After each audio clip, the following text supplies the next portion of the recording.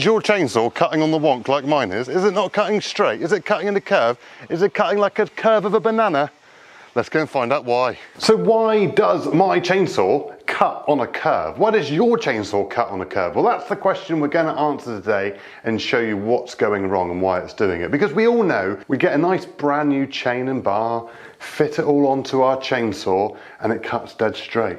It cuts perfectly. You think, yes, I never want this edge to fall off this chain, so that it just cuts as true can be forever. It's not quite as simple as that. So what happens? Why do we get to a stage where our chainsaw starts cutting bananas and curves and round corners and all those fantastic ways of cutting wood? So we're Hayes Machinery. This is our YouTube channel. Please consider subscribing. Let's crack on. So it all starts when you first sharpen your chain. Yes, your chain gets blunt. It needs sharpening, it needs a little bit of a touch up. It's not going through the wood like it was. So you decide to sharpen it. And sharpening is a fine art. It is an expert thing to do, and only a handful of people around the world, right, in your county can probably do it properly. And there's lots of machines and lots of tools and lots of gadgets you can get to help you sharpen a chain. Some of them are absolutely excellent, but we'll save that for another video. But today I'm going to sharpen this chain badly to show you what happens when it doesn't quite go to plan. Sharpen it badly? Am I supposed to do that? Well, I suppose at least I can't get it wrong. Let's pop it in the vise and go from there. So what happens when you pop your chainsaw in the vise and start filing? Well, you've got a lead arm, so when you come into hand file, I'm just using it just a bare file just so it's easier to see, and you know, like I said, there's lots of different ways and means of sharpening a chain, and I'm going to be doing this wrong. But you'll come in, and this is your lead arm. So here, when you come in to sharpen this side of the saw, what you'll find, you'll push that through there 3 or 4 times, 3 or 4 strokes all the way through to get that tooth sharp. And that's nice and easy because you've got a nice lead here, nothing's in the way, and it's pretty simple. So that side of the chain will normally sharpen really, really well, which, well, it's that side of the chain, so you're sharpening on that side. Or if you're left-handed, you might find that it's easier the other way. But for right-handed people doing it this way, that's the easier edge to do. So when you flip the saw around and got it in the vise the other way, what you'll find is that you're a little bit more hampered of how you're sharpening the chain. So as you come in through, your arm's more like this, and you're there sharpening through like that. So you haven't got that nice leading stroke like you do on the other side.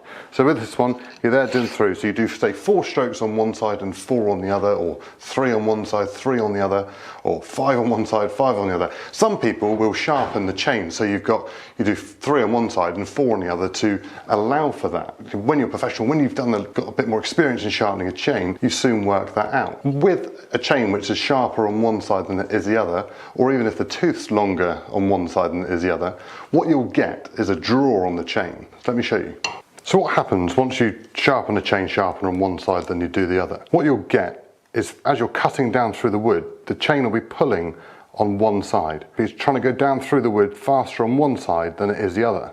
And hence with that, you'll then get the curve coming down through the piece of wood. Over time, that will then wear into the bar. So I'll pop this chain off here.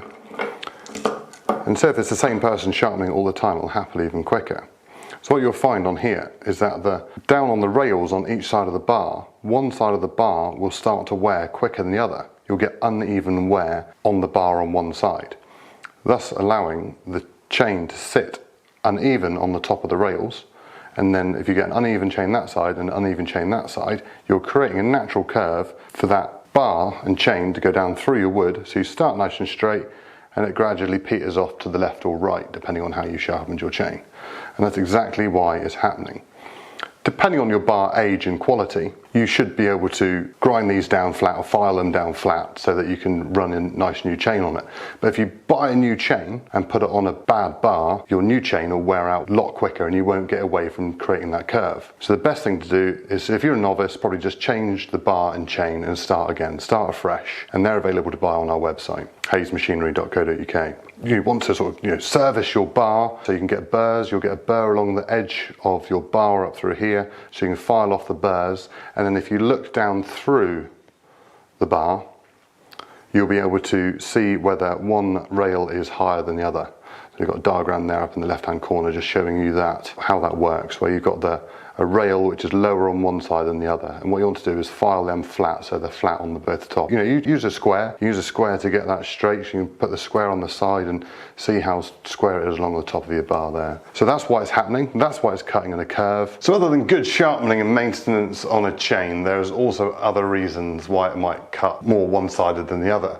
One is the rakers. As you'll see in other videos, when you sharpen a chain, you take the rakers down gradually as you're sharpening the chain. So every time you sharpen, you take the rakers down a little bit more. What you'll find if you don't file your rakers down at the same rate as your tooth, what you'll get is that your rakers are trying to cut the wood rather than the teeth. So what you do is just feel yourself almost trying to push down on the timber, which you shouldn't do, trying to get the teeth to bite into the timber. But if you file the rakers down, then your teeth will be able to touch the timber. If you're filing the rakers down more on one side than the other, again, that will cause your chainsaw to cut on one side. So another example of why you'll be cutting on a curve with your chainsaw is that you've hit something. You've hit a nail or a stone or something else unexpected in that timber. So you're going down through the timber, there's a nail in it, it's caught all the teeth on your left-hand teeth rather than on your right-hand teeth. So your right-hand teeth look absolutely fine, clean as a whistle, sharp as a pin. But on the other side, they've all gone rounded. So if you look here, you'll see that this here has hit a stone or been trying to cut there. So what you've done is it's actually caught the top of the teeth all the way through on this chain.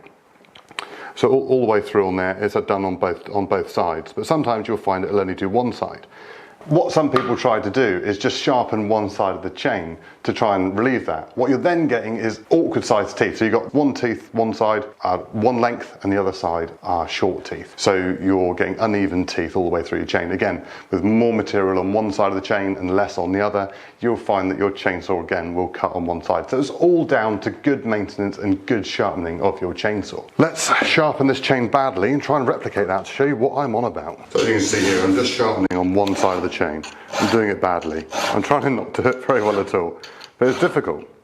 It's difficult. Right, gone all the way around on that side. All done. There we go. Perfect. Let's go and see what it cuts like. See if I can actually cut a curve for a start, or whether I've done it too well.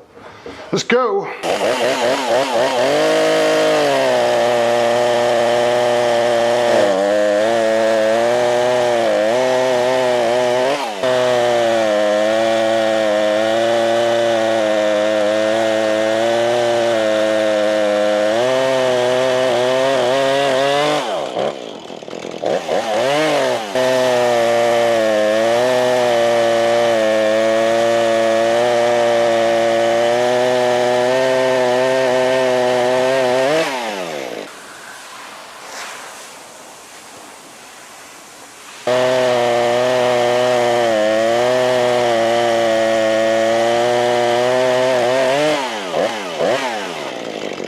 So as you can see from that, the chainsaw is cutting on a curve. I've replicated it pretty well, but sometimes, depending on the wear of the chain and bar, that'll even be even worse. So you come down in a proper curve, like a banana. But that one there, I don't know if you can see that, but as you can see, I've come down through and it's just veered off to the left, which means obviously the chain is sharper on one side than the other, and over time it has worn the bar on one side so that it's cutting in that curve. By putting on a fresh chain will be okay for a start with. It might jam and crack a little bit as you're cutting down through, but it would be nice to think, oh yeah, this is cutting perfectly again, but in a short time you'll find that that chain will also again start to wear and will start cutting on the curve. So that is a case you need to file down the top of that bar or replace the bar, get it all level, get it all square, get it perfectly working. That's the best advice I can give you. Hopefully that explains why you're cutting on the wonk. And anyway, we're Hayes Machinery, this is our YouTube channel. Please consider subscribing. Have fun logging. So the good news is that all of these chains and bars for Husqvarna and Stihl and many other brands as well is available to buy on our website, hayesmachinery.co.uk. We've got it all listed out on there, so it's fairly simple, but if you've got any questions or queries, please don't hesitate to give us a call or ping us an email and we can help you out making sure that you get the right chain and bar for your chainsaw.